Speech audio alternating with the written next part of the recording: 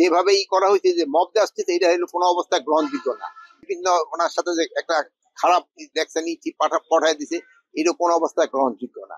আমার হলো একটা প্রশ্ন, এই যে কালকে যে এই গাছ যে রোপণ হয়েছে, এগুলি কি সব ইনফরমেশন পাইছেন? এটা কি এইটার ক্ষেত্রে যারা, আপনি তো বলেই দিছে জুলাই ঘোষণাপত্র কবে দিবে, এটা তো প্রিপেয়ার হচ্ছে, এটা তো অলরেডি ডিক্লেয়ার করে দিছে কবে জুলাই ঘোষণাপত্র দেওয়া হবে। ডেটটা তো বলে দিচ্ছে না, এত দিনের ভিতরেই হবে। আর সুরক্ষা আইন করতে যাচ্ছি, কৃষি জমি সুরক্ষা আইন, কৃষি জমি যেন দখল না হয়। বাহিনীর সংখ্যা বাড়ানো হবে না, বাট তাদের অ্যাক্টিভিটিস বাড়ানো হবে, যেন কোনোভাবে ওই জায়গাতে অলরেডি 4 জনের অ্যারেস্ট আছে। আর একটা জিনিস হচ্ছে যে, এই যে কিছুক্ষণ আগে আপনাদের বললো, ওই যে অনেক সময় মিডিয়া বলতেছেন যে হাবিবুল আউয়াল, ওই যে আগে চিফ ইলেকশন কমিশনার অ্যারেস্ট হয়েছে, ইনি ইনফ্যাক্ট এখন পর্যন্ত অ্যারেস্ট হয়নি।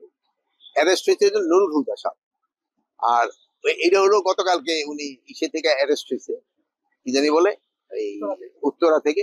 বাট ওনার যে যেভাবে করা হয়েছে যে মব জাস্টিস, এটা হলো কোনো অবস্থায় গ্রহণযোগ্য না।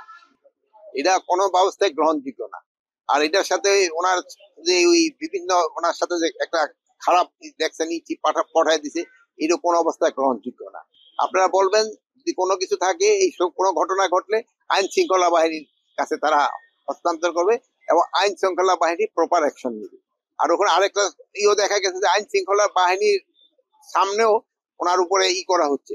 এটার জন্য আমরা একটা তদন্ত করে দেখবো, এটার সাথে যদি কোনো আইন শৃঙ্খলা বাহিনী জড়িত থাকে, তাদের বিরুদ্ধে আমরা আইনানুগ ব্যবস্থা নিব।